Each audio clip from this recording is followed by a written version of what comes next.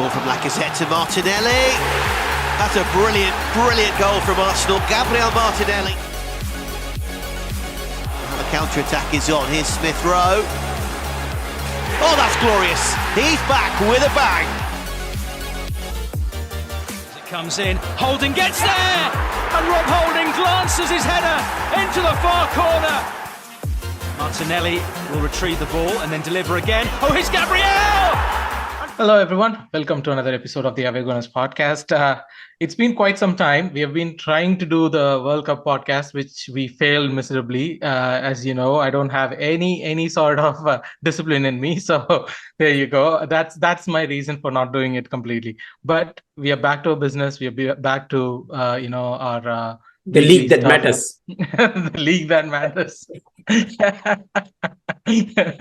Like as usual, when Arun is here, he used to jump in and ruin my intro. Now that duty is taken over by Bob. Hi, Bob. Hey, mate. Good. And we have a special guest today from Babbling Iron's channel. They are doing exactly what we are doing, but in a very better way for West Ham. Welcome, Mike. Welcome to the channel. Thanks a lot, guys. Thanks for the compliment there. We are literally bubbling away. And yeah, we are just kind of feeling our way through. So we're still in the early stages as well, but much appreciated. Cheers, guys. Yeah, just for the viewers, just tell us a bit about your channel and what you guys do. Yeah, so obviously we're a fan channel. So it's myself, two other guys, Sloth and Frankie. We try and be a little bit more analytical rather than just you get on fun fan sites. Let's just say passion is the main word when they talk about football. We try and be AFTV. I wasn't going to say. We try and be a little bit more detached from it and try and talk about the game rather than the emotional side of it. But obviously, no one can get away from emotions, right? It's football. But yeah, we do things like kind of threads on players that we're either interested in and some kind of statistical stuff and little kind of scout reports and scout cards and things. We haven't done it this window yet. I might, if I get time, I will probably sort something out for a January window saying players that West Ham could look for. But yeah, we do a bit of everything. We're just kind of quite early in our in our journey. Kind of a fan site. We have to admit that we do sort of a similar thing as well, and just like quite what you said, we've not done it quite yet for the January window, but then myself and Vijay, we've been as well doing some sort of scouting sort of a thing. Notably to mention that two of the players that we've scouted it were Paqueta and Skamaka, who ended up at West Ham. So yeah, they're good players. I really like them. We'll touch upon that in a bit. But before that, to the viewers, do subscribe, like, share, and comment in your views on whatever we are discussing. And do check out Babbling Irons. Like I said, they've been doing a very good job of what we are trying to do too. So there is a lot of overlap. Anyone who watches Premier League, check out both the channels, and it's always good to hear football fans talk about things that they think that they know. So it's always that. It's always what we think we know. Yeah. So, but to start off this discussion, right? Let me ask both of you this question. The World Cup is done now. The hue and do of the World Cup is done. Just on your memory, how do you rate this World Cup, or how do you see this World Cup in response to whatever you have been through in your life? Bob, yeah. I think I'll start with you. Sorry, Mike. I'll start with Bob because I know that he has seen more World Cups than us. So you're making me feel old, mate. Sorry. You are old, Bob. Come on, that's the whole point. I pretend not to actually reveal my age, but then still it shows up in my heart. So, yeah. Yes, I've been watching World Cup since I was a kid, and then it feels like it's now my son has started watching it now, so he's been waking up with me. I live on the other side of the world. For people who don't know, so I live in Sydney, so it's pretty much early in the mornings or late nights that we have to wake up to watch the game. So I've been diligently following them all. Personally, for me, I've been a French supporter for too long. For people who know, that was as well a disappointment in the World Cup that they couldn't go on to win back to back. It would have been a lovely sort of a thing for them to do so. And the game was quite on the edge, you have to say, if you talk about the final. But then talking about the whole World Cup as it's, itself, it's quite weird that, because it's in the middle of a season where, I mean, players were still playing in, some of them really got injured along the way. So it was don't start that. Don't start that right now. I'll start crying, and it's not a good thing to start a podcast with. I know where you're getting at, but yeah, we'll talk about that later. But then it's quite weird because, I mean, it's just a week since, or not even a week since the World Cup ended, and then the players obviously have to cut short their celebrations, whoever has been winning, and then going all along the way for them to come back and start featuring for their clubs, and especially it's Christmas and it's a lot of games. We know about the fixtures and all those sort of things that we get during this time of the year. So it's going to be a bit different from what we've had in the past. And of course, I worry about the players as mentioned, because they are the ones ultimately having to play in different conditions, in different sort of, formations and all those sort of things. And then suddenly switch back to playing however they were before the start of it. So it feels weird, but at the same time, I can't wait for the league to be back. Honestly, it's been too long. 6 weeks is quite a long time for us to miss club football. And for us, especially when Arsenal is top of the league. And that has never happened in the last 15 years, right? So a welcome break for me. Mike would have been happy that there was a break. So starting with you, Mike, that for World Cup, I know the finals was for me personally, was one of the best finals that I've seen. Not just in a World Cup, but in a tournament in general. I actually didn't watch the World Cup. I had a complete break from the football, but from what I saw, actually was a good, entertaining World Cup. One of the favourites lost their first game, and it's against Saudi Arabia. Yep. Then went on to win it. Messi has finally got he has a major international trophy. I'm pretty sure he won Copa America in Argentina, but he's now gone to win a World Cup. So, that conversation is he one of the greatest of all time? He now has more validity in that argument, which seems a ridiculous statement to be making. But, all in all, it seems like it was a good World Cup. There's all of the other political stuff that was going on around, which has probably marred some of it. But as a footballing spectacle, it went well. And, Argentina won it. Some players that were there kind of got good football in them, which is good. Which for me, some of our players probably needed that break. And it's always good as well to see the Germans go out quite early as well, isn't it? So I can't really blame. I mean, not to brush the World Cup aside, but I think we would have to get back to the season at hand.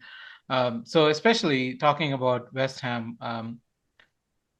how has the season been till now? I know the overarching emotion around it, but especially since Bob did the scouting report and he was mentioning about Paqueta and Scamacca and stuff. In fact, he was very, very, very, very excited about Paqueta. And then you guys got Paqueta, and then we saw what he could do in the World Cup too. He was dancing around. He was literally going on runs that I was oh, this is a great player. So how did that start? That some getting those good players, and then where you are right now. How's that journey been as a fan and everything? Tumultuous, I think. So it's interesting because when we got Paqueta, obviously incredibly excited. We had a good season last year, played some good front foot football, and were fairly aggressive in most games. Against the top kind of six, we kind of showed a bit too much respect too often, and we lost games that really we probably, had we played how we played against everyone else, probably would have got a better result if we were honest. Coming this season, also we get Scamacca. Fantastic technical striker. He's not, people look at him and naturally assume that you need to just be whipping balls in the box. That's not the type of player he is. He's very much in that Zlatan ideal, in that he likes to drop deep, take the ball, lay it off, and he thrives in chaos. If you've got players running in off the diagonals, absolutely amazing. And then obviously Paqueta can play as an 8, can play as a 10, but really he's better as an 8. And the problem is we haven't played him as an 8. We've played him in this weird hybrid role, and the way we've played this year has been so defensive in terms of our defensive line and the way we sit. We're so deep now, so we can't break out, so we can't get the ball to the likes of Scamacca, we can't get the ball to the likes of Paqueta. And it's been a bit of a frustrating year so far because the team's not linking. And what's even more worrying for some of us is when we hear what's going on, it's just bad luck that's stopping us from being further up the table. And bar really the Chelsea game where it's been announced that VAR absolutely categorically got that decision wrong, it's hard to say bad luck is affecting you when really only one result has been a true bad luck. The rest of it has been self-destruction, in some cases bad defending and just being a passive team, so you just get beat. Whereas on the other side, Arsenal have been incredibly aggressive this year with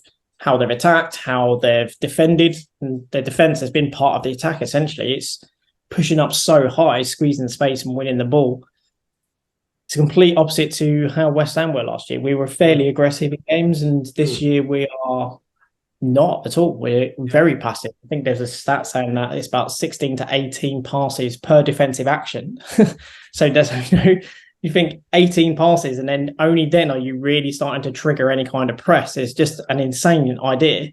That's why, I mean, sorry to cut you off, but that's where I have a question, like, especially when Moyes came back, right? Like, I mean, last season especially, he was very good in doing, like, he looked like a man who was ready to embrace the change that football's going through.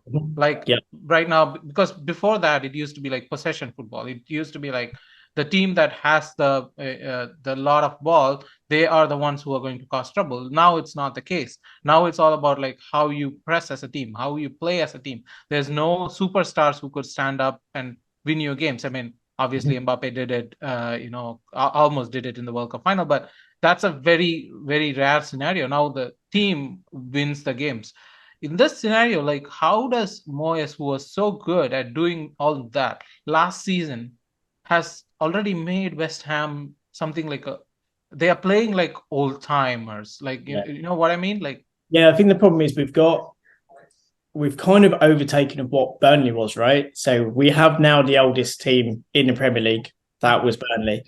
We are now playing a ridiculously low block. That was Burnley. So it's kind of like we've adopted two things that Burnley were renowned for, which also saw them get relegated last year. Now, we tried to address some of the age within our squad and bring more legs in. But the problem is the way modern football is and the way a lot of Premier League clubs are, there's a lot of pace through teams and throughout every position. We're very, I guess, one-paced, one-tone when it comes to that kind of area. And it really does impact because we sit so deep, you can't break out. And I think this year it's not that we got complacent, but I think it's the fact that Moyes likes structure. He likes to restrict space and he's trying to be compact. But the problem is when you concede that much space and that much time, you really don't have much chance to build momentum. And if your counter-attack isn't working, then again, you're not really going to score. So, I think our XG is one of the lowest in the league. Our defensive line is one of the furthest, the deepest in the league. So you kind of can see where that pattern is going without even really watching games, just by looking at those kind of two variables. And it's really frustrating because there's the players there on paper, but it's not translating into how we're getting those connections. And it seems so disjointed.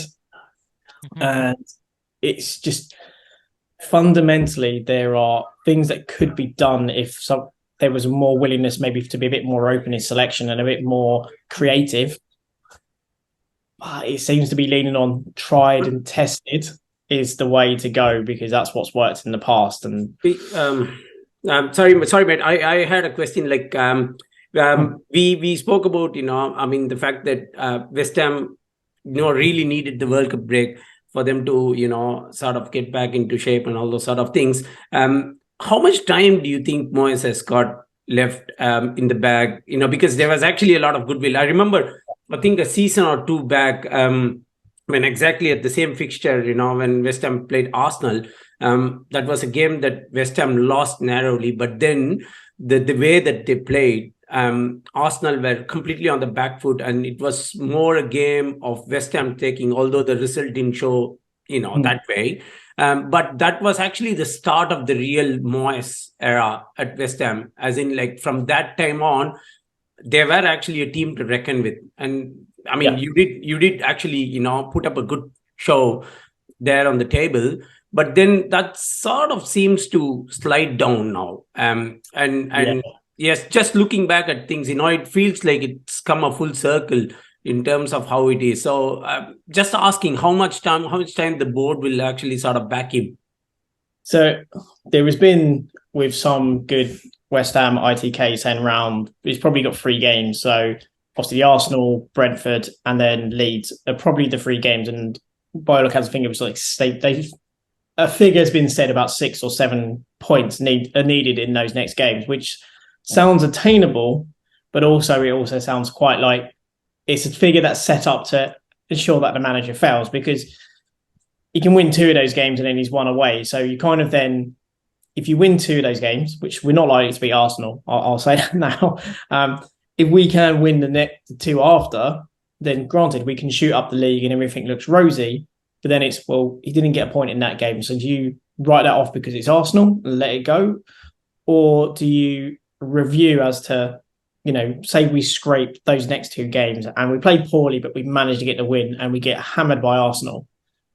Is that then the trend you want to keep, of just keep going rotations of games and saying, well, your target now is 9 points out of the next 12, it's 6 points in the next 3, and the football is dire? Do you then foresee that out to the season and then maybe readdress, or do you act now? Like, I think if we continue to play as we have, I think he may be on borrowed time. There's only so many times you can say it's down to bad luck. And if you look at a lot of his interviews, especially when we've lost, bad luck has been attributed. It just just didn't have the luck and things didn't go our way. And it's like, most clubs, if things are not going their way, will change something.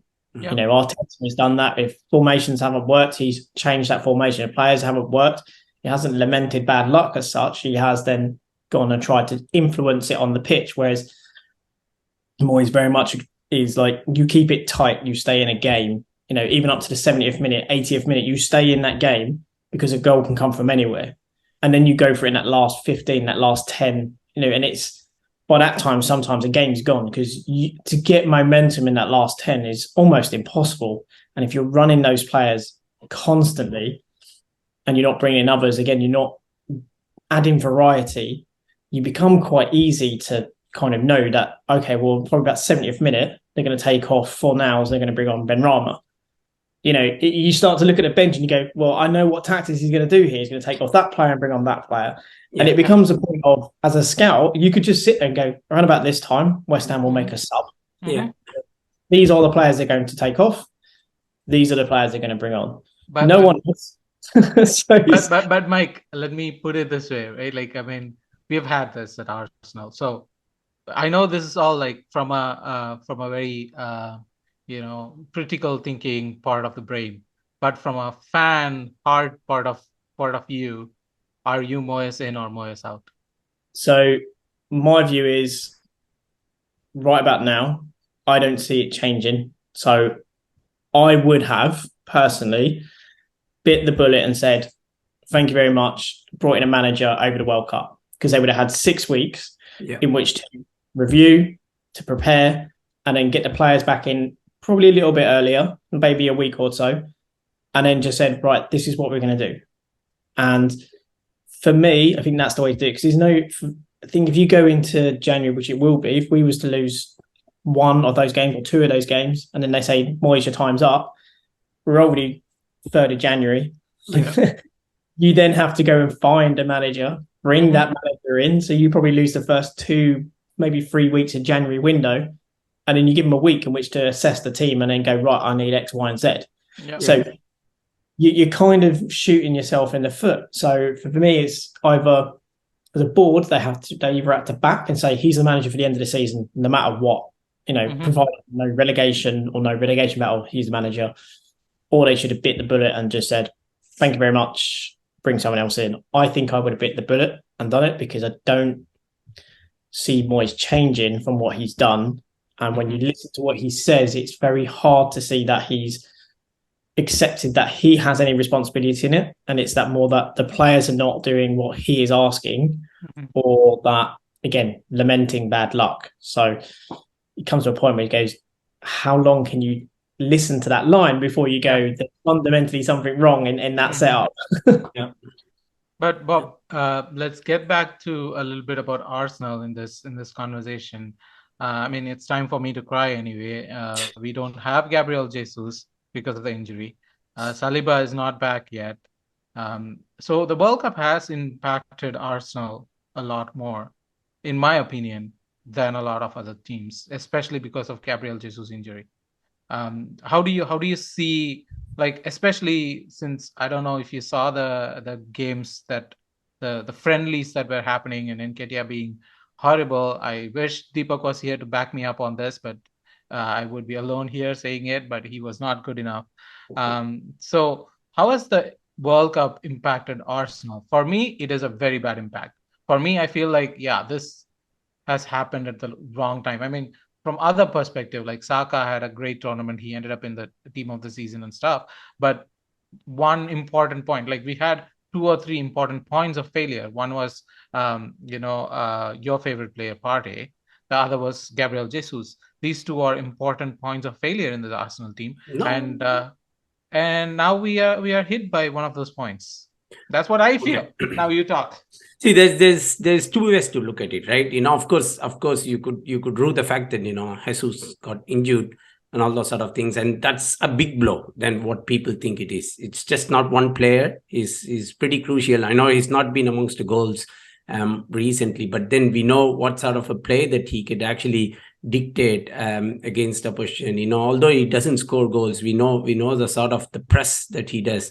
And the relentlessness that he shows in front of goal in sort of trying to go through 3-4 players and then assist someone else. So it's a vital thing that we are going to obviously miss him for quite a while now. That was the only negative that I see in this whole World Cup thing. Of course, if you look at the Arsenal side of things, that is a big negative, Bob. Of course, it's a big negative. We can't actually take a, we can't actually just brush it off under the carpet. It's we know the fact that he's going to be out, and then we have to play at least a few games until or unless we've identified someone who could actually come in and join the team on the 1st of Jan. Which we have not clearly. So that's definitely going to be a miss, yes. But then if you look at the other side of things, I was just reading through some of these stats. Teams like City had about players playing about like 4,000 odd minutes in the World Cup, whereas when you compare Arsenal, we just had our players representing about 1,600. Are you for real? Are you for real comparing us and City? No, mate, you have to just compare. Teams. They could literally put 2 squads into the Premier League and both of them would finish top 4. See, but then there was actually a lot of talk about this World Cup fatigue and all those sort of things. And in that regard, United had more representation, although they are not closer to being in the top of the table. So from an Arsenal perspective, in terms of the core team, the core starting 11 that you would actually look up in every game, Jesus obviously is going to be missed out. But then if you look at otherwise, Saka has had a wonderful tournament. The level of faith that he showed, or the glimmer of hope that the English had against France, he was the only one I could say. When he was taken off, the whole French team sort of jubilated because he was the only one who was sort of trying to make some difference there in the pitch that day. Gareth Southgate's genius right there. So if you look back at things, of course we're going to be having Smith Rowe back at some point. He's back in training, although he's not completely being fully ready yet. But then you don't take too much into friendlies. Friendlies are a way for you to reflect formations, and then you got to try out stuff that you can't. But then if Nketiah hasn't scored, it's not the end of the world, sort of a thing. We weren't sort of relying upon Jesus. If you look at it practically, it was more sort of his positional play and all those sort of things that we were more we were more sort of worrying on to. So I wouldn't really go too much to the fact that, the World Cup has been not good for us. It's been obviously good in certain way that our key personnel didn't get to play as much as what they would have really preferred to. So Saliba was completely on the bench. So he's been doing his fitness drills and all those sort of things, just that he was not getting featured on the pitch. So which means that he should be fresh and ready to come in and start. Holding sort of gives me jitters. I wouldn't really want Holding at the back. And having seen him during the friendlies, I definitely don't want him to be. But then apart from that, it should not be a big thing or a big loss to look at Jesus. We have the enough personnel in our attacking front, and with our potentially. I think there are rumors that Martinelli has already signed his contract extension till 2027. Things are just going to get boom and busted for us in the coming few weeks, and then we're going to just keep the momentum going. This is exactly why we keep Bob around. Like, he puts in so much positivity out there that I never have. But this is the facts, mate. This is facts. I'm not making up any stuff. I don't think Mike would actually disagree with what I said. To be honest, if you're playing us this weekend, we'll play a really deep line, because you'll probably end up playing Nketiah, or you'll have Martinelli. But basically, you've got Martinelli, Nketiah, or Saka, who have blistering pace against our back four. It's going to be a game of attrition for West Ham and West Ham fans. We are going to camp on the edge of our area. We're going to put our midfield almost 5 yards just off of them. And then we're going to lump the ball up to Scamacca and hope that he can hold it up and do something, amazing with it. And bypass Paqueta. Basically, what we're going to do. But Mike, I mean, before getting on to that, right? Like, from a West Ham perspective about the World Cup, you had Odegaard. Aguerd and Areola in the Morocco Again, squad. picked up an injury, unfortunately. So he picked up an injury in the game before they went out.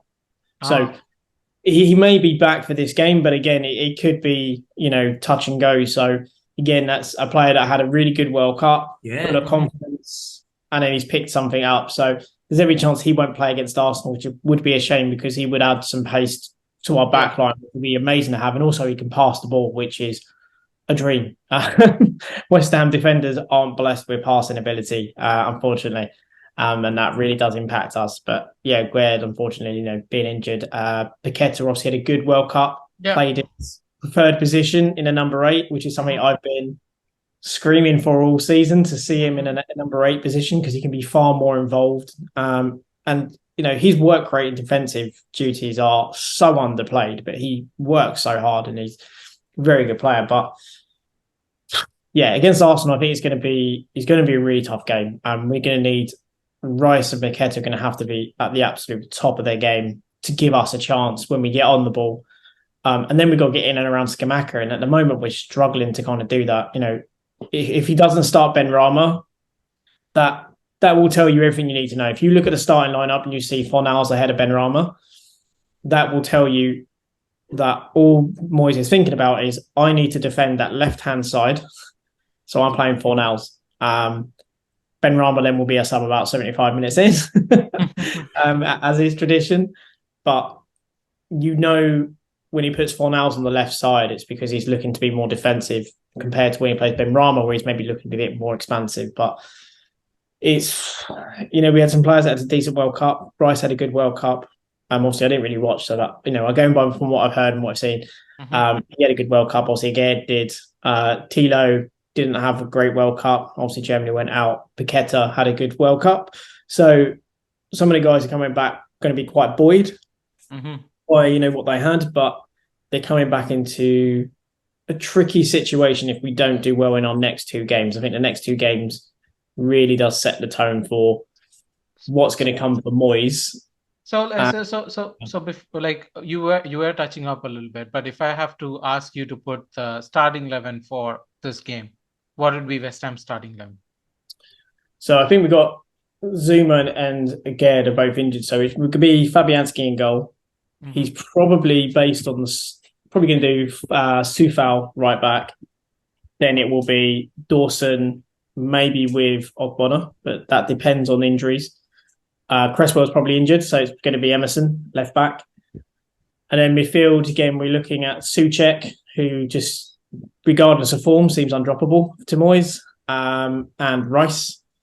Then it's going to be a case of how then he utilises Paqueta. So he'll probably play Paqueta as a 10, and then you'll have, on the left-hand side, I'm going to go for Fornals, just because it's a team that maybe going to be a bit more defensive against.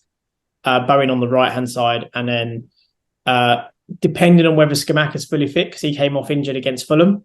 Yeah. If he's fit, he'll play up top. Otherwise, it's a toss-up between Antonio or Bowen moving, and then Benrahma coming in, because Antonio was also out injured.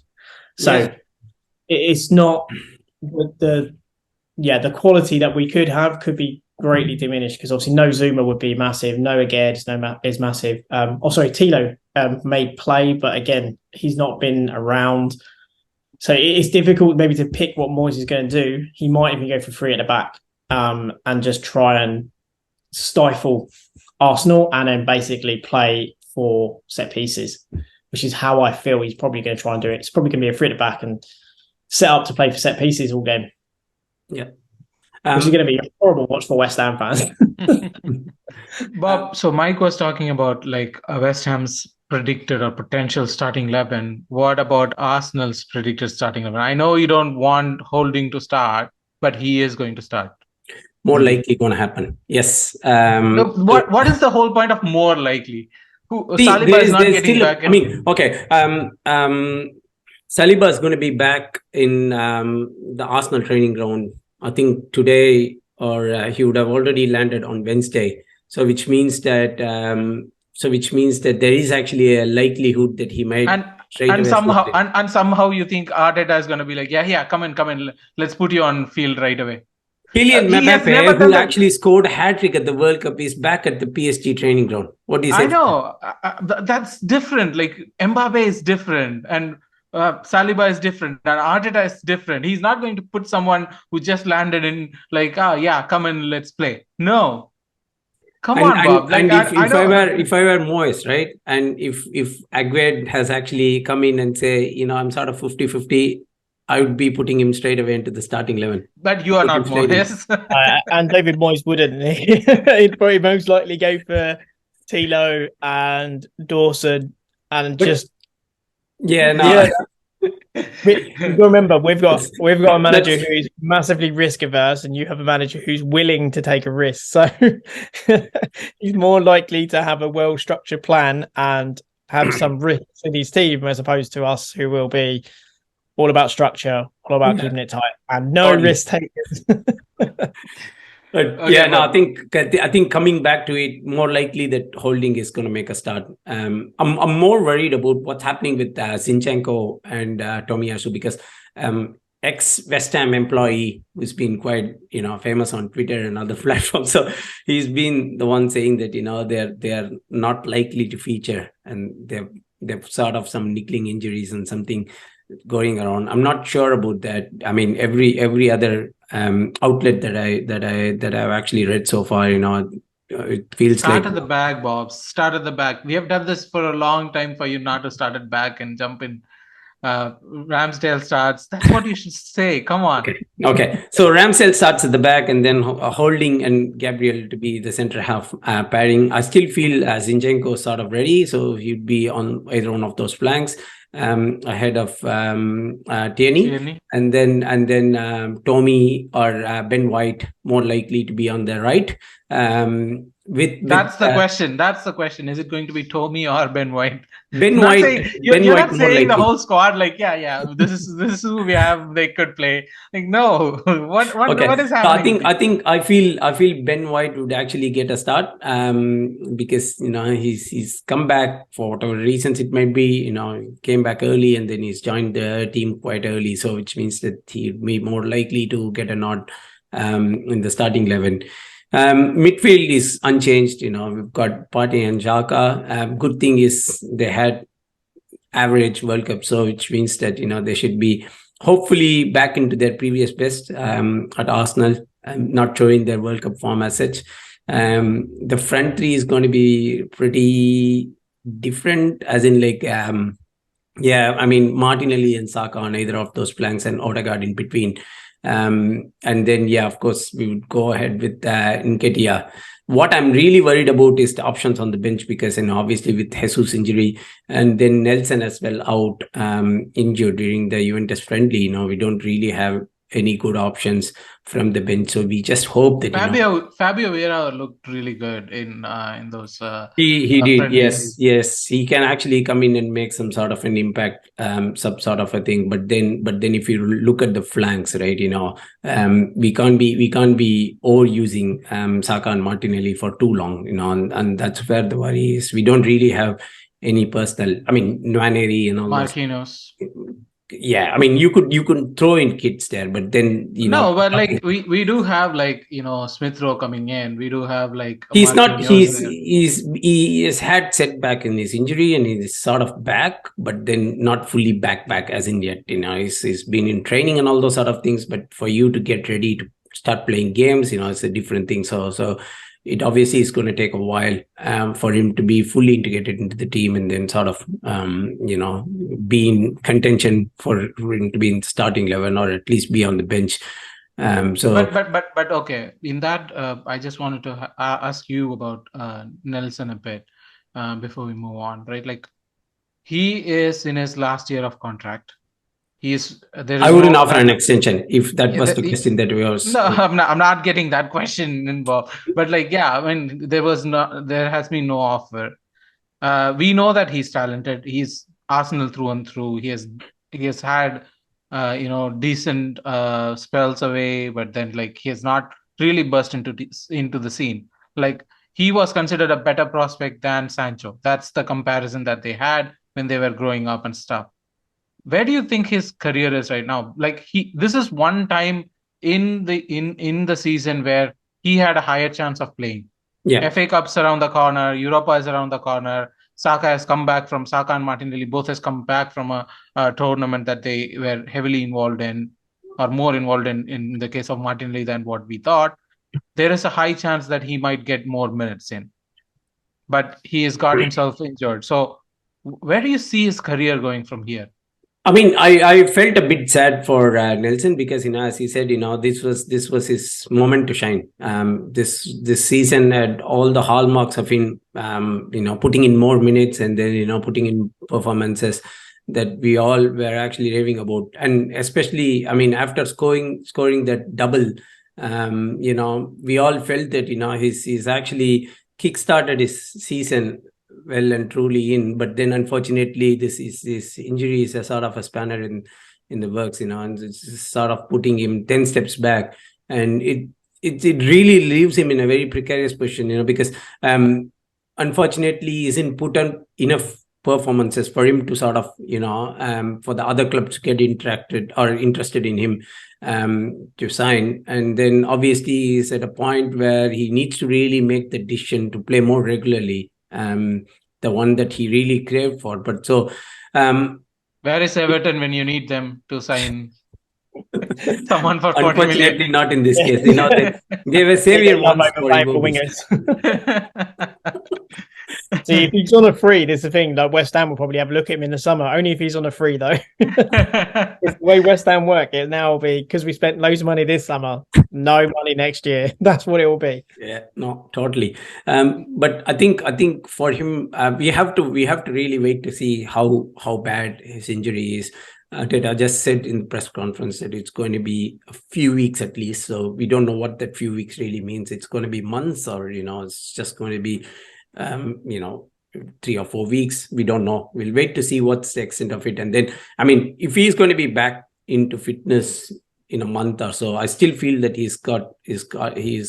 would be getting in a lot of minutes, especially with FA Cup and Europa League coming up, so he would be getting featured in there as subs here and there. But then we'll wait to see what the extent of his injury is, and then based on that, what determine if he's going to be a free agent or if Arsenal is going to extend his contract, sort of a thing.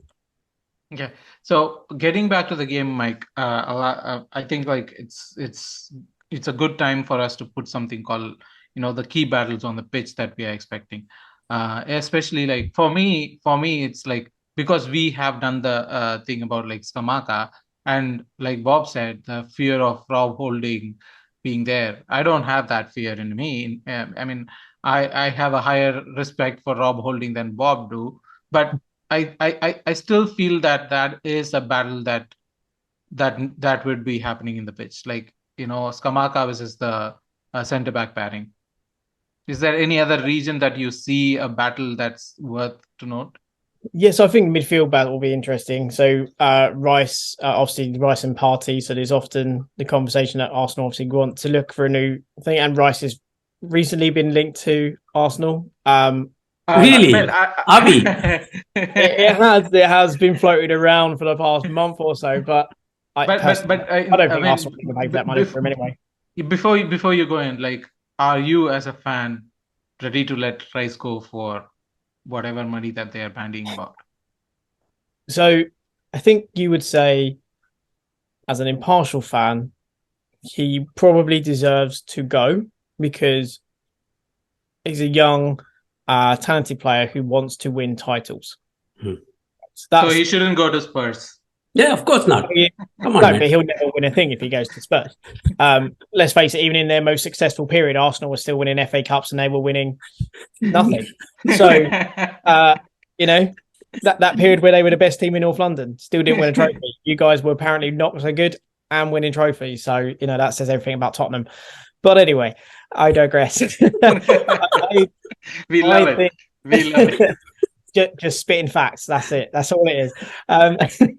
When it comes to Rice, I think the thing is, as a fan, we should not be happy and we should not accept him leaving. I don't think any fan should ever accept a player leaving, because it just says that you have hit a point where you can't then go through. So you've hit a glass ceiling and you either don't have the ambition as a squad, as a manager, as a club to try and break through that. Now, sometimes you just have a player of extraordinary quality. Now, we knocked on the door of Champions League last year and even the season before. And now we're all going, lad, we know we should just let him go now, take the money. It's like, but no, because if you want to be a club and you want to go against the likes of Arsenal and so on, you have to fight tooth and nail to keep those players. Like, look at Tottenham with Harry Kane. They went, yeah, you can go. When it got to action, there was a gentleman's agreement. It means nothing. They kept him. They brought in a proper manager to convince him, essentially, to give a bit more again. Granted, they haven't done much with it, but still, that's what they've done. So you look at Rice and go, does he deserve to play for a bigger team? Yes, arguably he does. But I don't think any club should ever, or any fan base should be happy about seeing a player go. He'd get, obviously, the grace of the fans because, you've given us everything. But the same token, it just tells you where your club is if you're willing to let those players go. And if we are, as Moyes says, fighting for Europe and fighting to be a part, and he wants to be part of that big pack, letting Declan Rice go tells everyone that it's just lip service. It's just words. It actually means nothing. Yep. So I think if you're an aspirational club, you don't let your best players go. You hold on to them tooth and nail, and you only go if it's an exceptional bid. Now, for me, only reason to sell him is if you get money above what Jack Grealish cost Man City. Otherwise, just take your lumps. He's got an extension on his contract anyway. So he's here for the next 3 years if we extend anyway. Sorry, 2 years if we hit that extension. So in all, it's just like, well, we've still got time in his contract. So we could actually probably eke another year out and then do it. Mm-hmm. But again, it's like, what type of club do you want to be? And if it was any other club, I'd probably say, you know what, selling him would be a good idea because you can reinvest it and make your team better. I don't still have that confidence in West Ham as a whole to be able to reinvest that money appropriately. Because I think fundamentally we're a bit at odds with ourselves in terms of when you look at the players we've got, Scamacca, Paqueta feasibly they're not David Moyes players, yet we've bought those two players. So when you then think if you've given 90 odd million pounds to go and spend, or to bring on maybe two or three high quality players, if two of your already high quality players you brought in this summer are slightly at odds with how you're playing tactically, how are you going to convince everyone you're going to spend that 90 million correctly to brief your squad? So that's actually my biggest worry. It's not actually about him going. I'm actually fine if he goes, because I personally feel that, I think I could find players that could probably complement and make us a better team, right? That's not being arrogant. It's not being big. It's just no. I understand. I totally understand Yeah, and it's just looking at players and going, if you got rid of them and you brought in these three that add energy, pace, and so on, I think the club would get a bit starstruck on a couple of players and waste time going for players that are maybe names, as opposed to going players that are on that cusp of having a big club come in for them, but haven't taken a chance. I think Scamacca obviously was one of those players, really. But again, you've got to find those players that are on the cusp of being talked about by those big teams and move in from. Not least try to do it with Cody Gakpo. What a move that would have been. But again, you've got to be fast, and I don't have the confidence in West Ham to spend that money appropriately. That's my biggest worry. Bob, about the midfield battle. I mean, Mike started it, and I know that Partey is your favorite player, but do you see how do you see Rice and Partey, the midfield battle, pan out, and what other areas do you think the battle is? See, I think it would be interesting with what Mike said. I'll add that it's going to be pretty spicy between Rice and Partey. I feel Partey has got enough in him to trump. Of course, you're gonna say that. You're the biggest Partey stan that we have. I will ever be. Yeah. So we were just starting to see what Partey was, at Atletico. I've spoken about it in length in almost every podcast that I've been on. I can't rave about him enough, with all the things that he's been showing with us, I mean, I've been watching Atletico for a long time, and I know sort of the performances that he puts in. I'm wary of Scamacca, having watched him as well, I mean, especially with the long ranges that he has scored in the past outside the box, it's quite stalling. People think of him as sort of a, as Peter Couch, but then of course he's more rounded player than what people think he is. So I'd be really looking forward to see how our centre halves keep up with him. Of course, I mean, the important thing for us to do is see if Partey is on top of the game, cut off the supply to Scamacca, basically.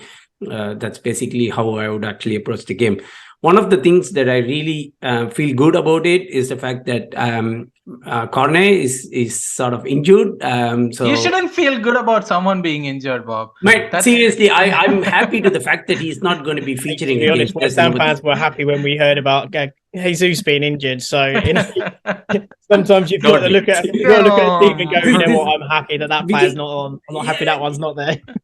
I mean, at the end of the day, it's fans' emotions, right? I mean, as well as the fact that we don't really want the player to be injured. In true honesty, it feels good when your team plays, and then a particular player that you're really worried about. I mean, I was really impressed by West Ham's business over the course of last summer, especially with Scamacca and Paqueta, but then more importantly so with Cornet, because he just joined Burnley, I think, in January last year, but then he was the real difference there, and he almost kept the team up, barring a miracle. So he was actually quite rightfully snapped there at West Ham. But then, of course, spoken about in length in terms of how that has actually worked out so far in the season. But then with the personnel that you have, Mike, I'm really excited. I mean, I was actually excited for West Ham to break into the top 6 at least, this season. But then things have not quite worked out so well there. But yeah, I mean, Corner not being there is definitely a positive for Arsenal.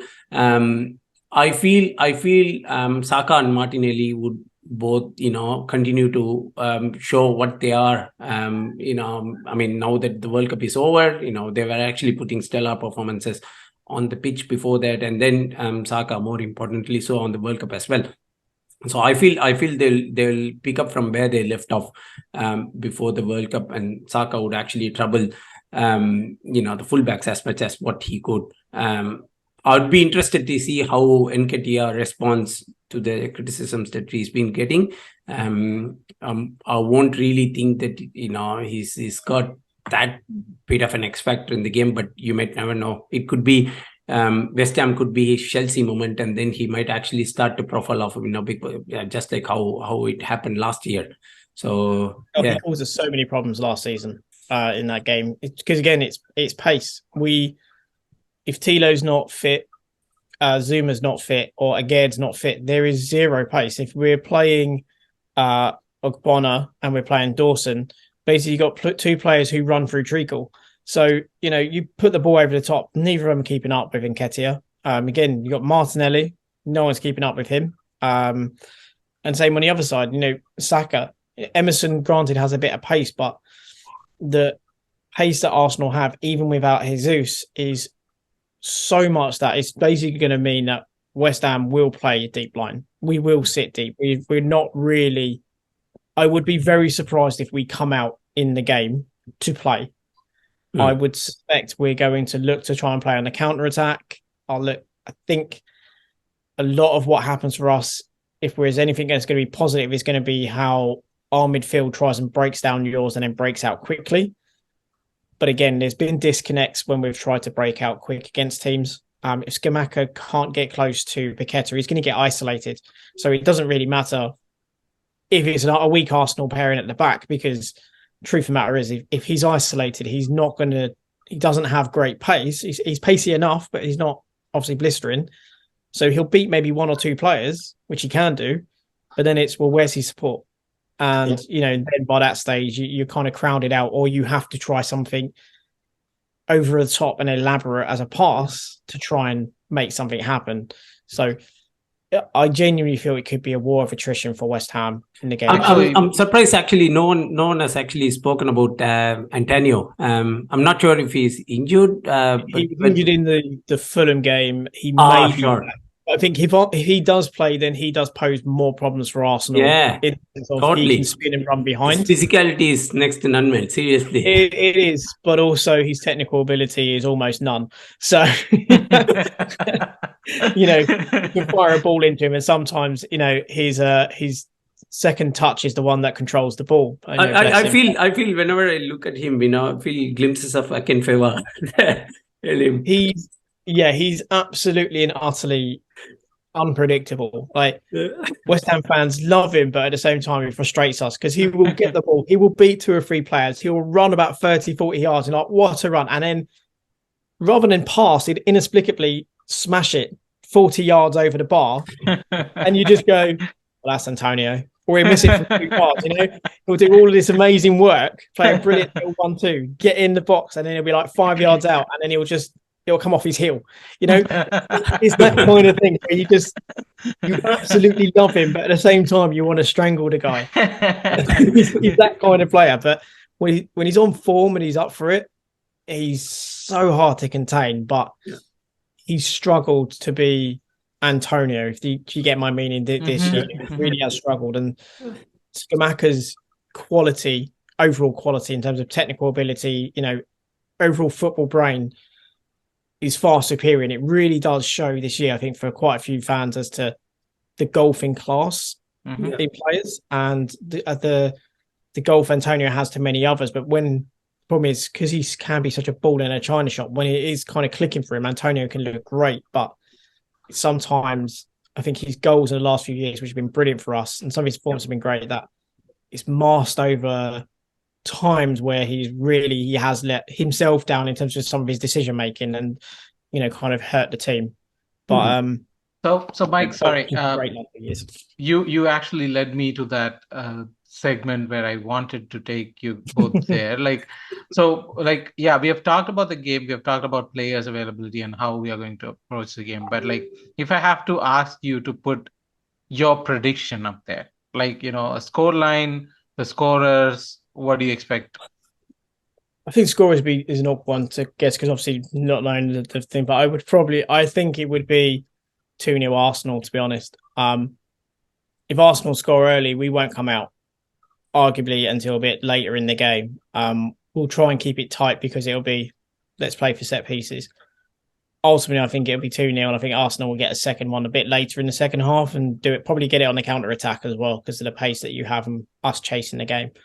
But I'd be surprised if Moyes changes tact, and I'm struggling to see us score because we scored so few this year, which is again even more infuriating considering how good Bowen was last year. We have Paqueta, who is a fantastic talent, and also Scamacca, but as I say, we're so disjointed, and I can't see Arsenal, even without Jesus, dropping off the kind of relentless pace that they've done so far. So I think it could be a 2-0, potentially even a quite comfortable 2-0, which pains me to say, but I think it could be.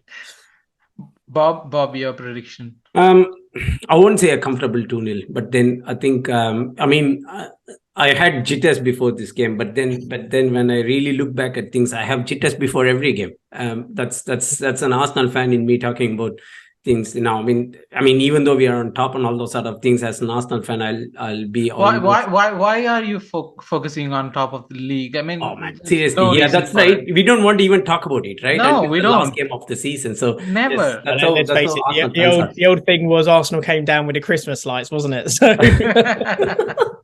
Yeah, totally. See, I think it's I don't know, maybe there is too much positivity there and too much talent in the team for us to sort of believe, but still there is no, as an Arsenal fan, there's cautious optimism, if I were to say, and this game is much different to the rest of the games. Obviously back, with 6-week break and all those sort of things, we still sort of don't know who are actually back to how they were before they went off to the World Cup. So there is glimpses to believe that this team can continue from where they left off. There is enough reasons for us to believe so, and I still feel that we've got quality personnel in us to sort of win games, even without key players not being there.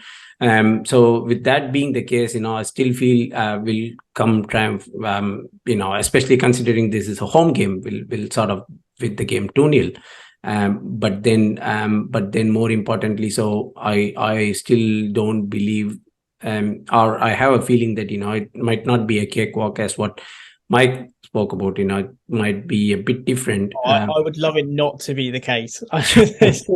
Watching us this year with, yeah, no, totally. No, I don't think it would be a cakewalk. But still, we've got personnel to win the game, is what I think of.